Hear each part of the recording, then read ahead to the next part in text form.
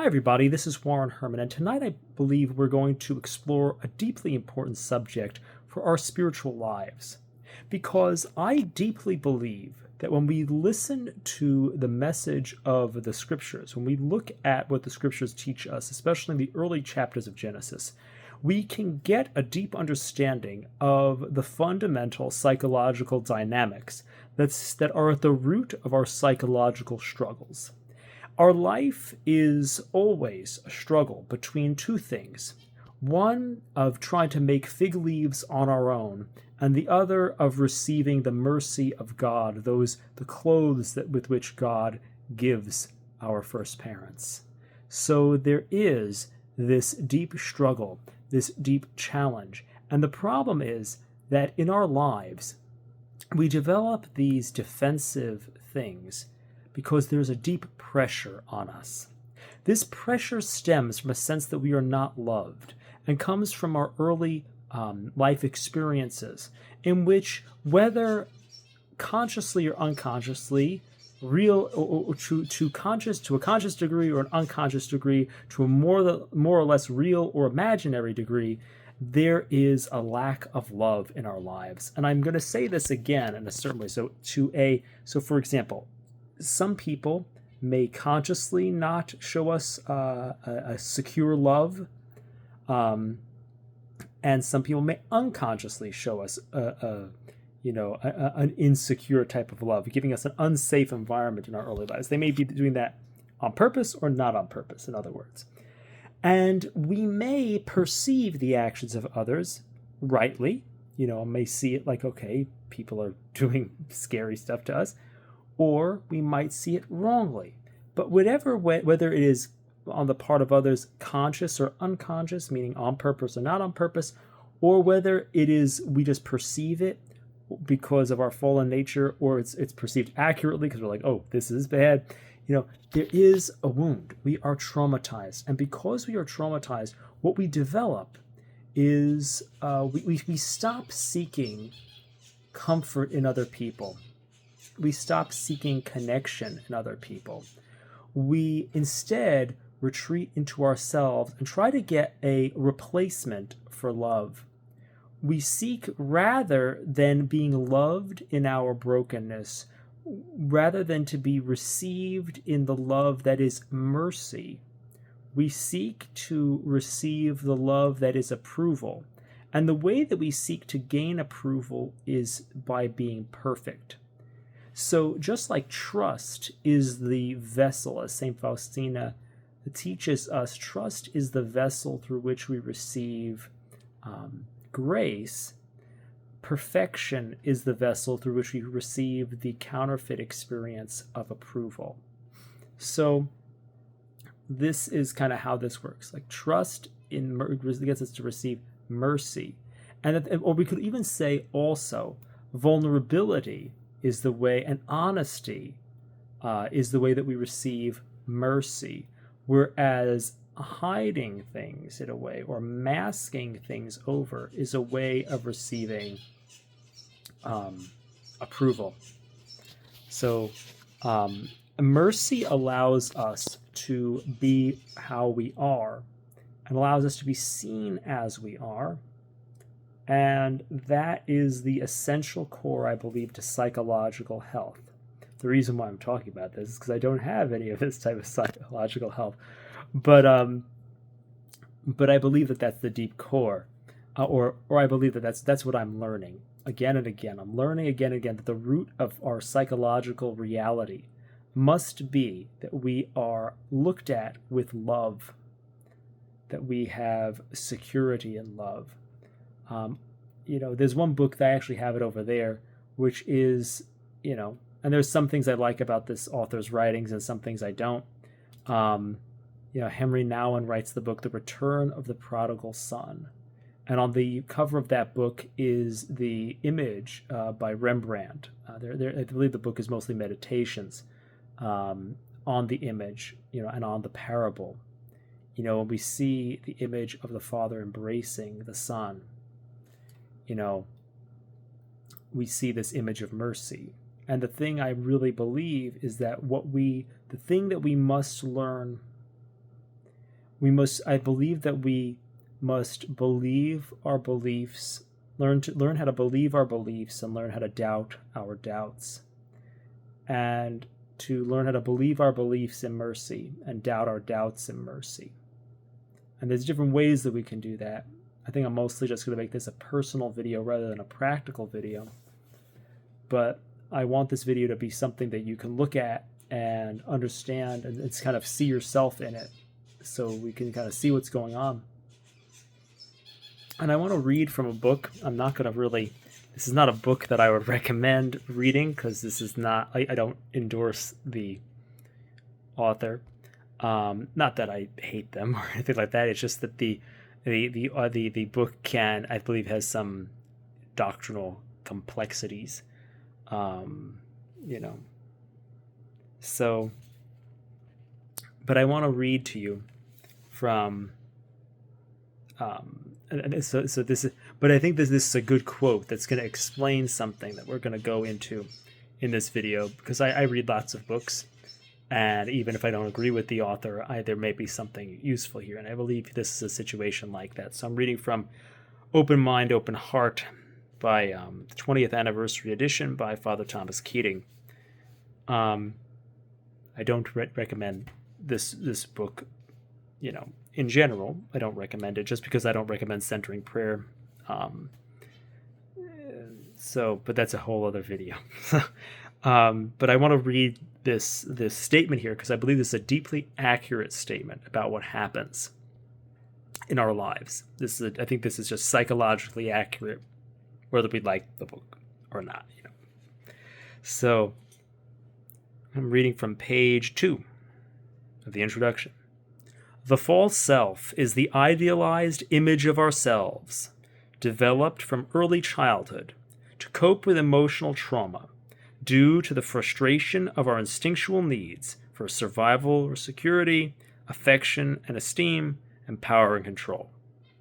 The false self also seeks happiness through the identification with a particular group from which it can find acceptance, and thus build feelings of self-worth. And they also note that on a social level it gives rise to violence, war, and institutional injustice. But for our purposes, we want to think about this quote again. The false self is the idealized image of ourselves, developed from early childhood to cope with emotional trauma due to the frustration of our instinctual needs for survival and security, affection and esteem, and power and control. The false self also seeks happiness through identification with a particular group from whom it can find acceptance and thus build feelings of self-worth. And I would take, rather than can find acceptance, I would say to get approval, because acceptance is a much more healthy thing. Acceptance is much more akin to mercy. Approval is more like approval is the junk food of love. And so what I want to speak about is, how this can develop, so we all have a different, this talks about, in early childhood, we develop this thing.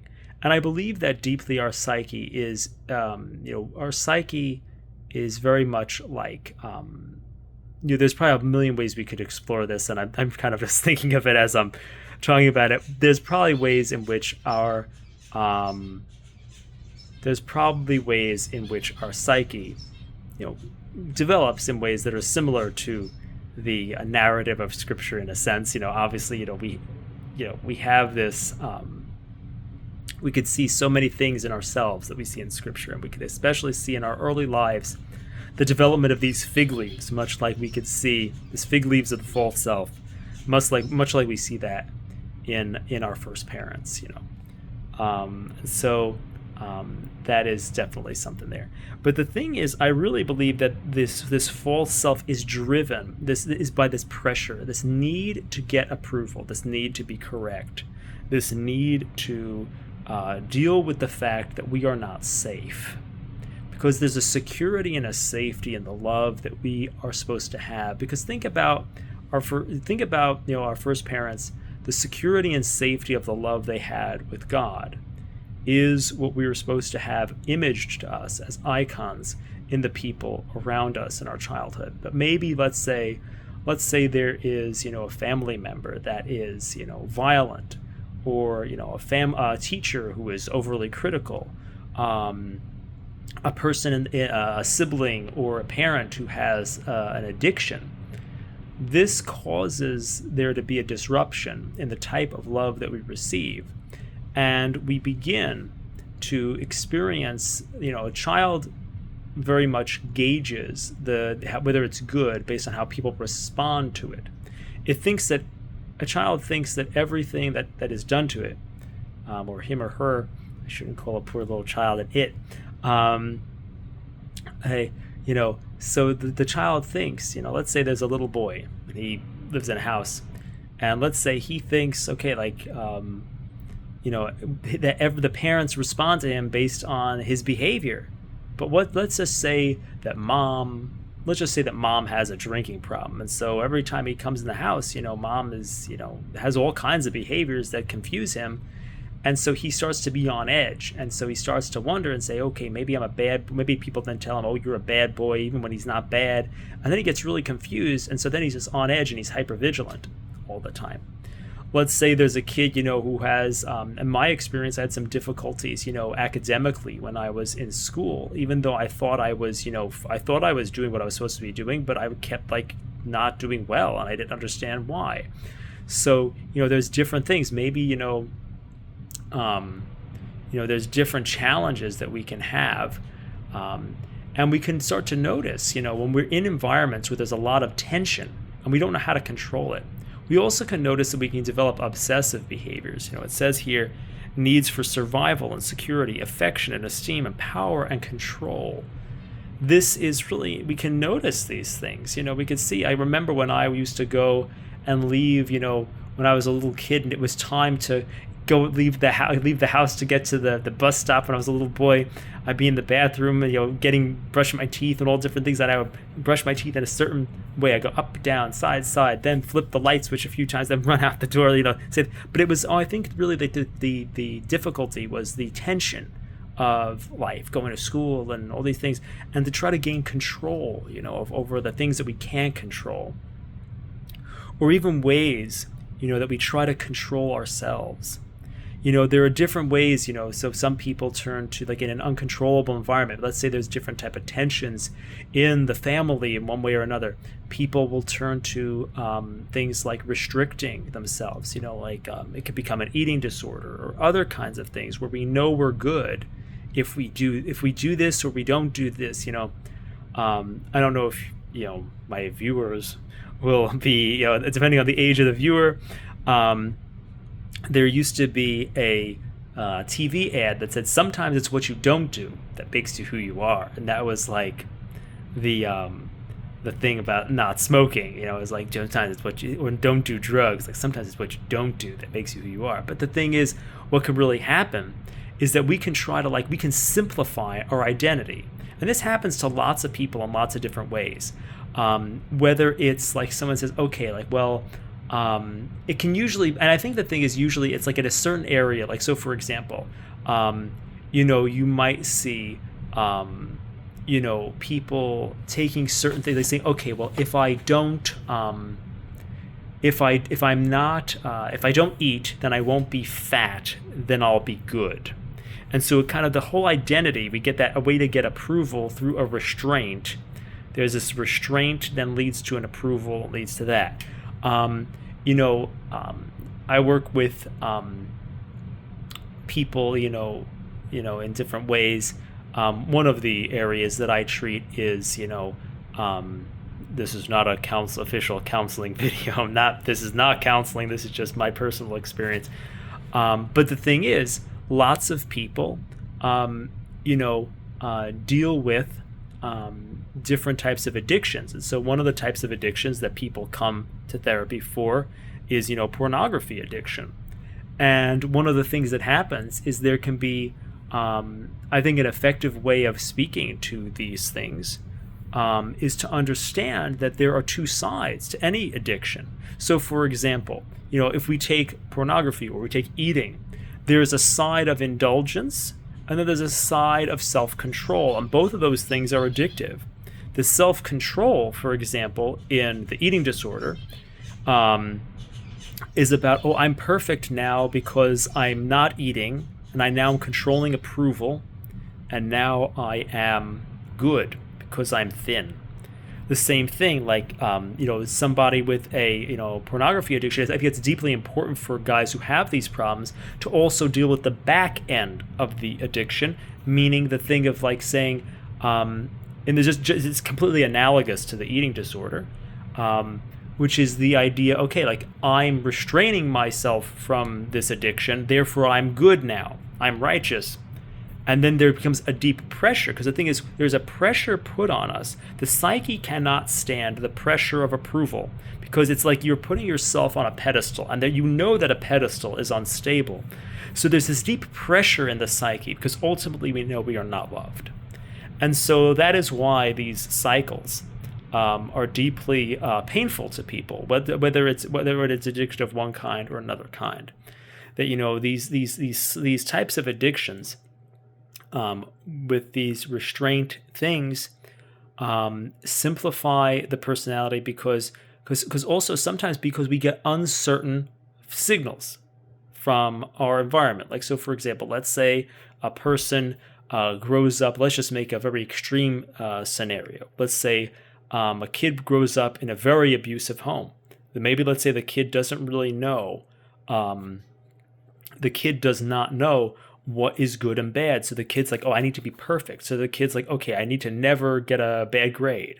I need to, or then like the eating disorder can come in. I need to be the strongest. I need to be the thinnest. I need to be, whatever it is in order to be good, worthwhile, and all these things. Because again, if we read this, the false self is the idealized image of ourselves. Think about that. Like, I'm thin.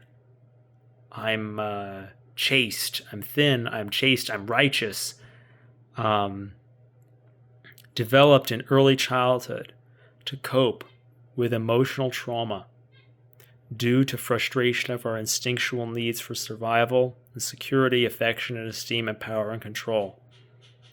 And think about it, you can also get this met through relational addictions. This is why, so for example, this is why people who, there's a lot of interesting books written which are like No More Christian Nice Girl and No More Christian Nice Guy. I actually like No More Christian Nice Girl better than No More Christian Nice Guy. I just think it's I just like the book better. I think it's better written. I mean, because there's a lot of traumatic narratives in No More Christian Nice Guy. So I think the other one's just kind of a cleaner read in some ways. There's also a book called No More Mr. Nice Guy. Because see what happens, what happens to people, who have these tendencies is they also get their needs met by helping. So the thing is, they need to be needed. They aren't allowed to have needs. So let's say you grow up in, a house where, let's say, all the siblings have addictions or something like that. You need to like be a caretaker or something like that. Like, so then you get your worth from taking care of other people and being good. And again, so you aren't allowed to have needs. And then, then you might get addicted to people who need you. So, or someone finally sees who you are and affirms you. Oh, wow, someone sees how good I am. And then let's say, this happens a lot of times. You have people, you have like people with like a therapist style personality. I would call that, may end up in a relationship with someone who has a style of personality. Like you have like the codependent, it's like the therapist-y person, and the person who is like, has like an addiction, or like, so you have the codependent and the dependent. You have the person who has an addiction and the person who's addicted to helping people with addictions, because this person wants the approval of being the helper. And this person, has kind of that tendency to lose control. And this person feels valued when they are with someone who they're helping and taking care of, because that's how they understand things. So, but it's all about, you see, that the thing is that person is looking for that validation. Sometimes this is very powerful when the person who loses control is, has something that is like, I'm not saying they would necessarily have it, but similar to the patterns of borderline personality disorder, where the person does what they call love bombing, where like they say, oh wow, you're different than everyone else, you're selfless, you're so good. And then this person's like, oh wow, that's exactly, it's like crack cocaine to the the therapist-y codependent person, and they're like, oh, that's finally the love I was looking for, and then they just latch on, and then all of a sudden everything just keeps going in this cycle. But that's a whole other video too. But I'm sorry to go off on these different tangents, but I'm giving different expressions of this, of how this plays out in people's lives, so that we kind of see the different manifestations of it all throughout our life. Whether it's in something that we're restraining about ourselves, but the thing is, you can see the common denominator. It's always about restraining all our own needs to meet someone else's needs. It's also about overlooking things. We tend to have denial about things. We tend to say, okay, well, yeah, but you tend to make excuses about things. We tend to second guess ourselves, our judgments of people. We tend to do all these things and tend to get ourselves into and stay in situations that are disturbing and damaging to us for a long period of time, much longer than somebody else would just kind of leave. We might also develop, because of the tensions in the personality, we might also develop psychosomatic illnesses. In my own experience, I've suffered from that as a result of these things, and these illnesses have gone away when kind of getting out of some situations, and or overcoming the fears directly that underlie the things. So this is something that's very real. I believe this is very real, that there are, I had like different types of inflammation in my body as a result of kind of always being on high alert. And I think this is the way that you really can know if this is happening. Really, the thing is, you always feel unsafe. You always feel like you're about to lose your salvation. You always feel like every thought, every feeling, everything is dangerous. You almost feel like you're like on edge. Everyone would describe you as like trying to do the right thing all the time, and you're always like going bonkers. Like you're always like, it's always not enough, because we're always on edge. We're always walking a tightrope, because we're trying to be perfect. And that's the thing, is we're trying to be like Saint Faustina teaches this thing of like, trust is the vessel for graces. And I would also say like vulnerability and reality. I mean, I'm not good at this stuff. I'm learning this stuff. Learning this stuff myself. Vulnerability and reality is the way to kind of receive love and genuine love and mercy. Like I remember one time I was in a group and I shared different challenges I was having, and everybody really actually affirmed me. They're like, wow, you actually seem like you're actually yourself now that you're just being honest. And so that's something that, that I think is important, that this is being honest so that we can receive mercy. Another thing I just want to say is that a lot of times what happens is that these things are ultimately a way of avoiding intimacy. This is another thing, about like, so I was trying to think about this. Like I was praying about a certain situation, and I was praying to Saint Joseph, and I realized that the central core of my problems was that my whole life never felt deeply safe and secure, and was always trying to, throughout time, like especially in different ways, like I was thinking about a religious vocation, different things like that, always trying to be perfect, and always trying to and compensating for my failures, my moral, my job frustrations in my career path, whatever it is.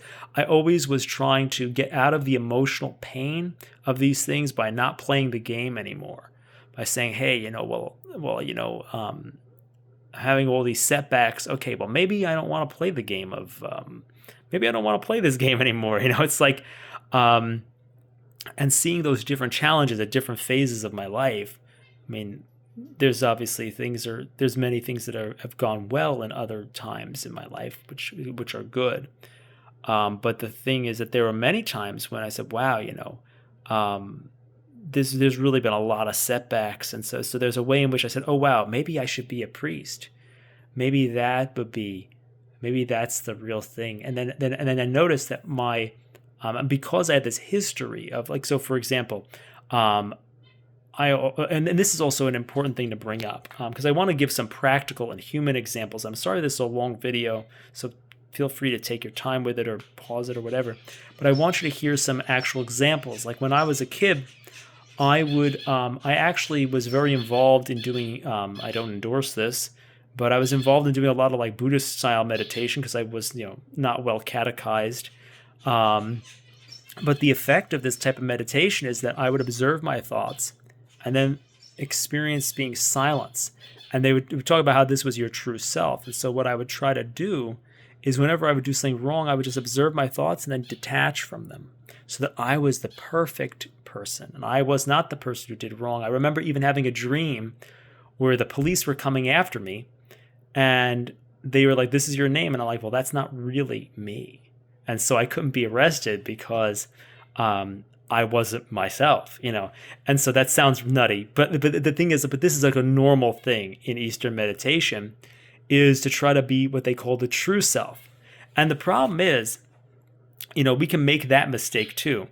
Like the false self may be the idealized image of ourselves developed from early childhood to cope with emotional trauma, and we may notice that false self, but then we can disidentify from that, and then do another maneuver that does the same ego trip, by trying to, oh, now I'm the true self. That's a whole other bag of tricks for people.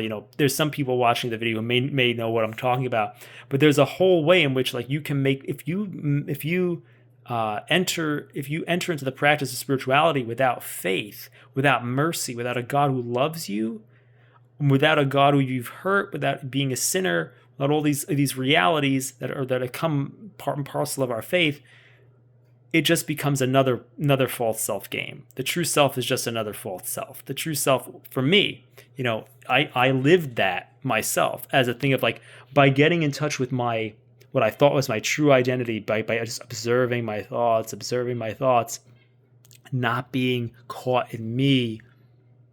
I was just trying to be perfect because I knew I wasn't loved. And again, it becomes this thing where awareness becomes like I'm doing a gesture of like I'm trying to give myself a hug here. Awareness closes. When we practice these forms of alternative spirituality in the East, it's like giving ourselves a hug. It's regressing in our life. I say, hey, stop the world. I want to get off. Oh, I want to kind of dissolve my identity. I want to forget about everything. It's almost in a way aborting yourself. It's a very weird, there's a lot of like wanting to not have an identity, wanting to overcome the identity. These are deeply egoic ideas. These are ego defenses in their own nature. To think that I could become my true self, to become like God, this is not a good thing. This again becomes in Eden a fig leaf. Eat of the tree of knowledge, and then you will become like gods. So the thing is, we don't want that either. That doesn't help. Fig leaves and forbidden fruits don't help us in this thing. This is not, walking with God. That's what's good. Receiving the clothes that God gives us. That's good. These are the good parts of the story. So I hope this is helpful to hear these things, but because really throughout time, that's really what I did, defending against, and you realize the more you get hurt, the more you don't want to play the game. The more people hurt you, the more you want to isolate, the more you want to say, okay, I don't want to deal with people anymore. And you realize that then what happens is then like you start to like attach your values to just egoic patterns or just childhood patterns. Like, okay, I want to be a monk, but I mean, and not saying that that's bad to be a monk, but let's say someone, who has a childhood pattern of wanting to just stay away from people because it's like, oh, wow, oh, I'm getting hurt by everyone. Everybody says so.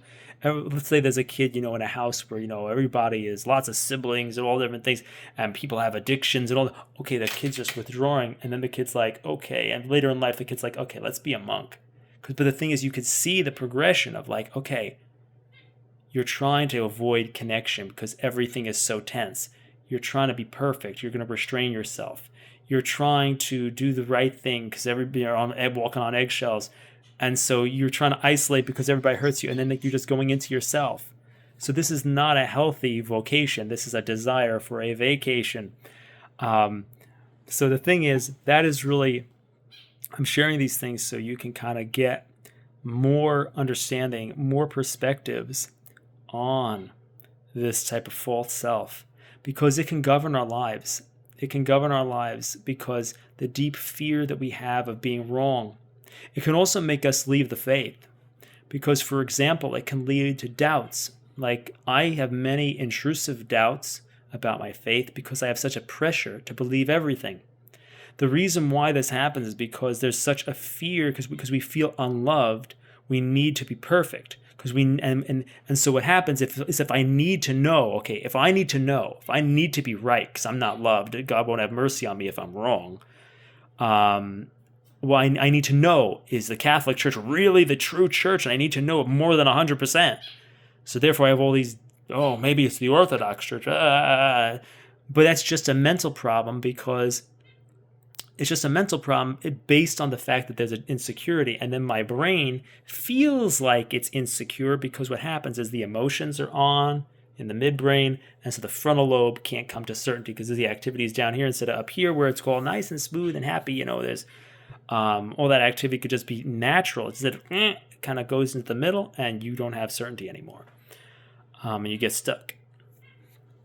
So the thing is, we have to understand that these things that we're going through are the brain being on high alert. There really is only one problem, and that is the lack of safety. The sense of the lack of safety, which comes from these early childhood experiences and our fallen nature.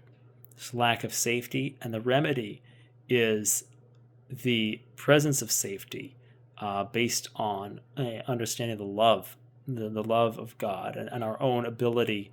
It's really the ability to have our own ability to be with our own feelings in using our proper ways of coping with that, and in order to help bring the love of God into our lives so that we can really understand ourselves and be able to feel that God loves us and work through the ways that we are building up these defenses. And so I hope that this video, which is kind of rambling, covers different territories in this area, helps us to understand this. And I'll make some other types of videos that may explain this from some other angles, use some other language for this, and some other ones that may have some practical tips. But for now, I'm going to leave it at that, just to kind of look at some different ways that this can manifest itself in our lives. Because again, what we want to overcome is the false self, which is the idealized image of ourselves, developed from early childhood to cope with the emotional trauma due to the frustration of our instinctual needs for survival and security, affection and esteem, and power and control. And so I hope that this video has been helpful to you, because this is the challenge. Jesus dealt with this. Jesus dealt with this in his ministry. It's hard to, so one of the things, like, because I after having done the Eastern meditation, I would want to evangelize New Age people. But New Age people are hard to evangelize because they already think they have God. So for example, like when I was in college, I used to date this girl who was, an Appalachian Mountain Christian, who if I talked to her today, we get along pretty well. I would think, we'd have very similar views now, but I was a New Age. She's a very, very good person. She's married now, as far as and all stuff like that. I think we couldn't understand each other. We were dating and couldn't understand each other because she said things like she wanted me to have a relationship with Jesus, and I said, I don't understand how to have a relationship with God. I only know how to be God. Like, not like that I thought I was the creator of the universe, but like, being God is what you do in the Eastern religions. You understand how to become silent in your mind. Like, I'm not saying that I thought I was a God, like not like that. But like the problem is that when you have a counterfeit experience, when you have the presence of, you feel like you have found the true self, rather than realizing your whole self in light of the mercy of God.